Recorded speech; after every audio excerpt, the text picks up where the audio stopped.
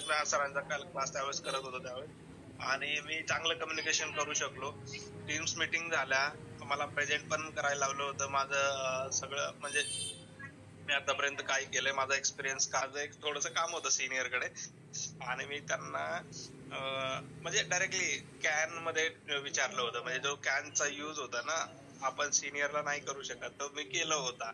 आणि मला त्या मॅडमने रिप्लाय दिला होता की येस सर म्हणून. आणि मी खूप विचार करत होतो की मॅडमने असा का रिप्लाय दिला, मला सर का म्हटल्या, म्हणजे त्या सिनियर असून सुद्धा मला सर म्हटल्या.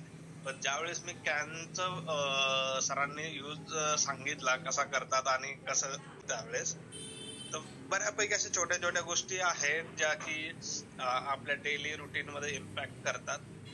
आपण आपल्याला माहित नसतं की आपण करतोय, आपल्याला वाटतं बरोबर आहे, पण ते नसतं बरोबर. म्हणजे कॅनचं जसं माझ्या बाबतीत झालं, तसंच प्रत्येकाकडनं थोड्या थोड्या मिस्टेक होत असतात. तरी सरांनी एकदम छोट्यातल्या छोट्या गोष्टी, आणि बेसिक म्हणजे सर तुम्हाला खरं सांगू, ईमेल रायटिंग मध्ये ना खूप जास्त हेल्प झाली. तुम्ही ह्या ज्या छोट्या छोट्या गोष्टी सांगितल्यात ना, याच्यामध्ये ईमेल रायटिंग, कारण आम्हाला ह्या मध्ये सगळं ईमेल वरती असतं,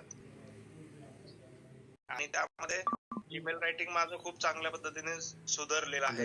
व्हेरी नाईस. आणि आता मला काही प्रॉब्लेम येत नाहीये ईमेल रायटिंग करताना, मला कुठलाच प्रॉब्लेम येत नाही. Very nice.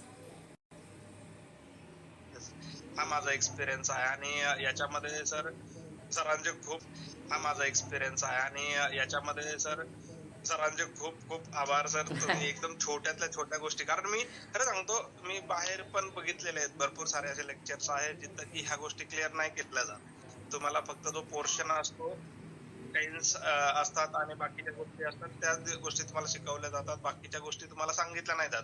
पण सरांनी छोट्यातल्या छोट्या गोष्टी सगळ्या एक्सप्रेस चांगल्या पद्धतीने केल्यात, आणि त्या आपल्याला मराठी भाषेतनं समजावल्यामुळे आणखीन जास्त समजतात सर.